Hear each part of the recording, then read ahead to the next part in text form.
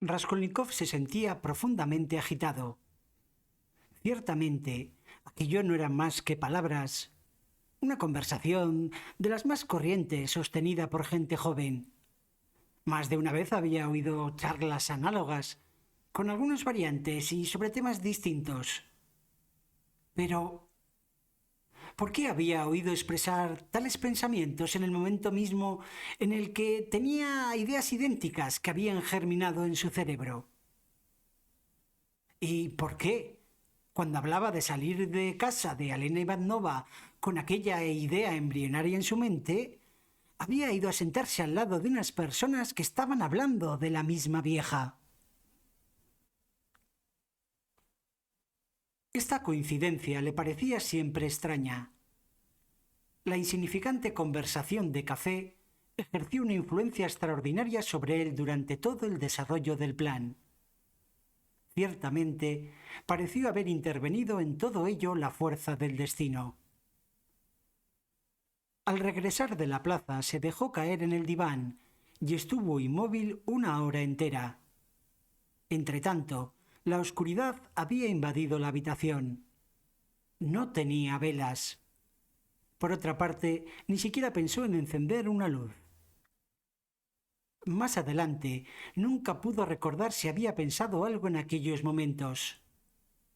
Finalmente, sintió de nuevo escalofríos de fiebre y pensó con satisfacción que podía acostarse en el diván sin tener que quitarse la ropa. Pronto se sumió en un sueño pesado como el plomo. Durmió largamente y casi sin soñar. A las 10 de la mañana siguiente, Nastasia entró en la habitación.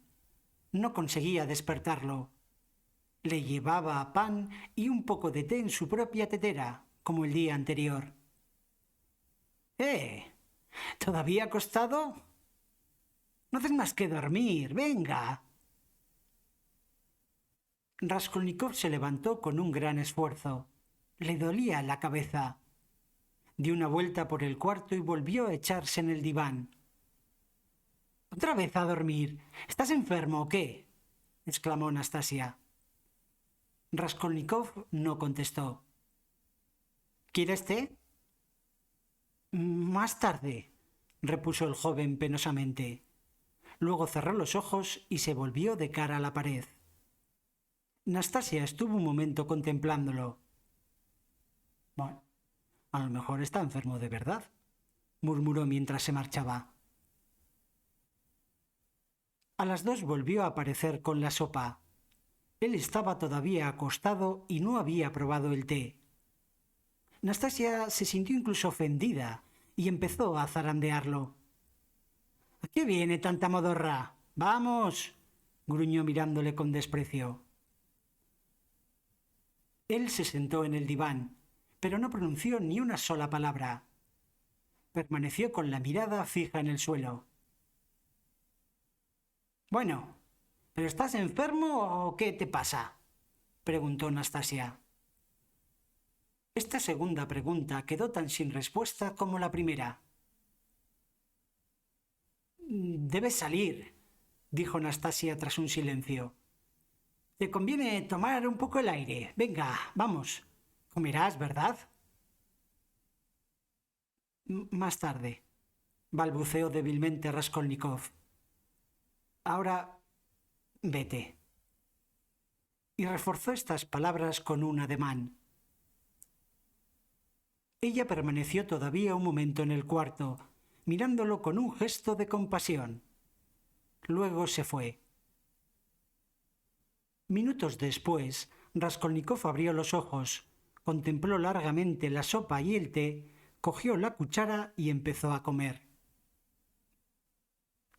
Dio 3 o 4 cucharadas sin apetito, maquinalmente. Se le había calmado el dolor de cabeza.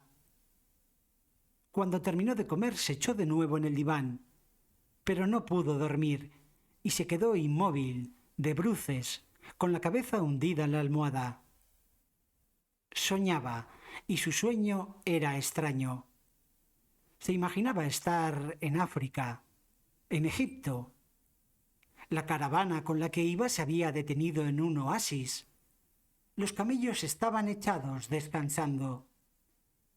Las palmeras que los rodeaban balanceaban sus tupidos penachos. Los viajeros se disponían a comer, pero Raskolnikov prefería beber agua de un riachuelo que corría cerca de él con un rumoreo cantarín. El aire era deliciosamente fresco. El agua, fría y de un azul maravilloso, corría sobre un lecho de piedras multicolores y arena blanca con reflejos dorados.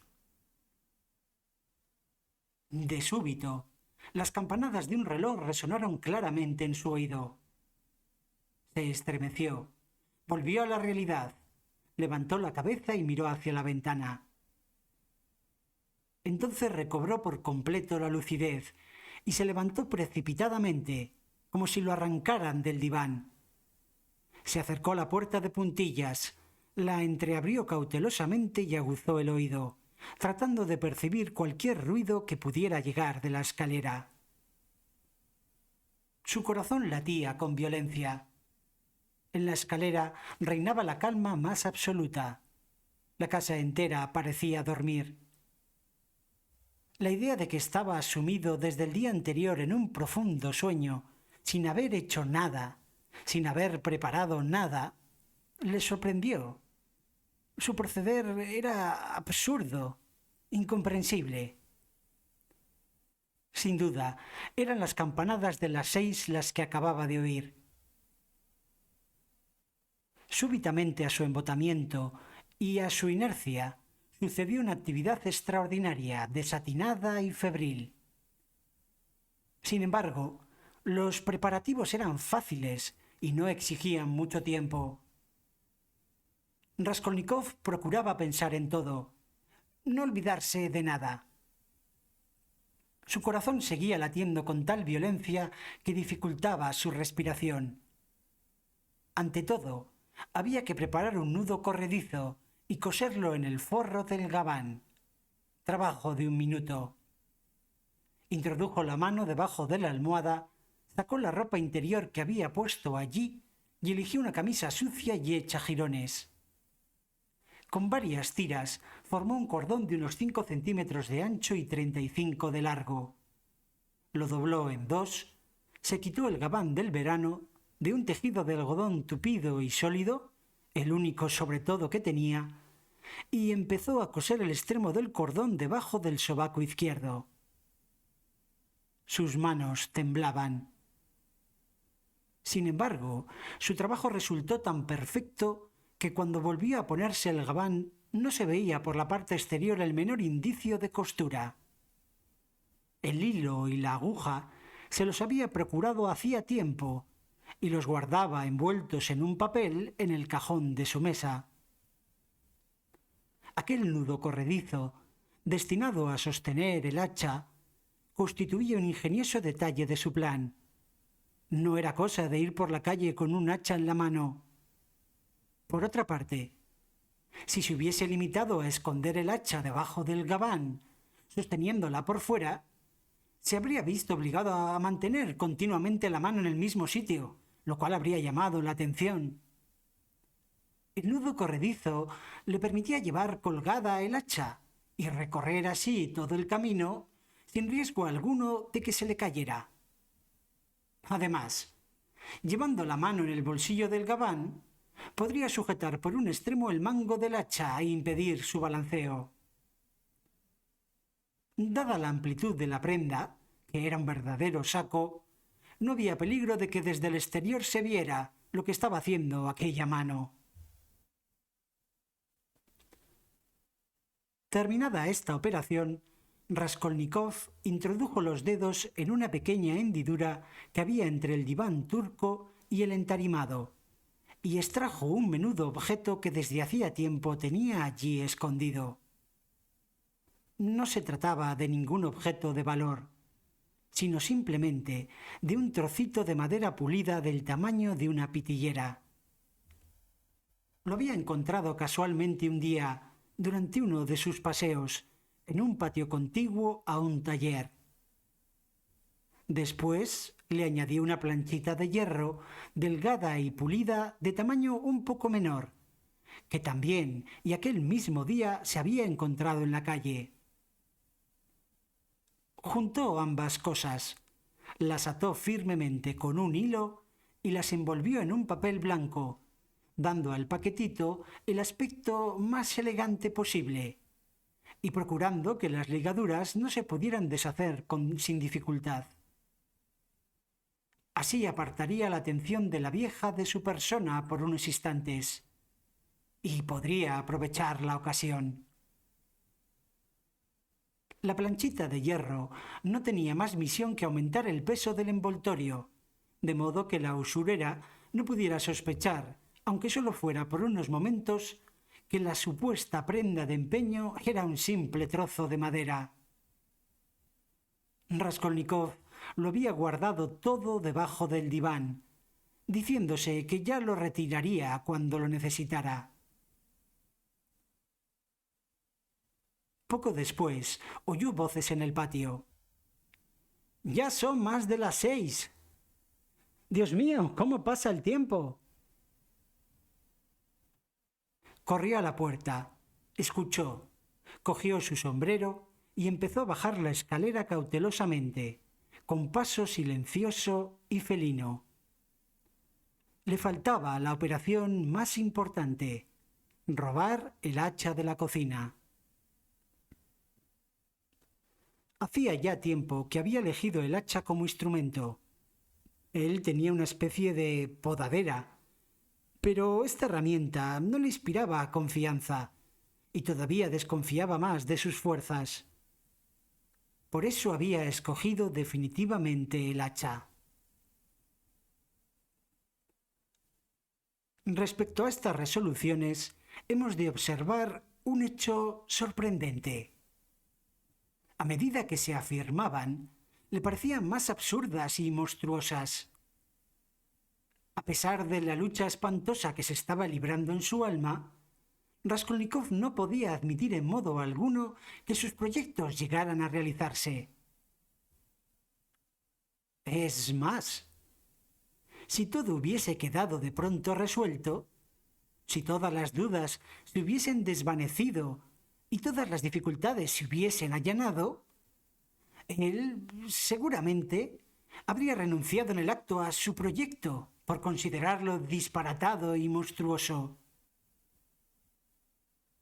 Pero quedaban aún infinidad de puntos por dilucidar, numerosos problemas por resolver. Procurarse el hacha era un detalle insignificante que no le inquietaba lo más mínimo. Si todo fuera tan fácil, se dijo. Al atardecer, Nastasia no estaba nunca en casa, o pasaba a la de algún vecino, o bajaba a las tiendas. Y siempre se dejaba la puerta abierta.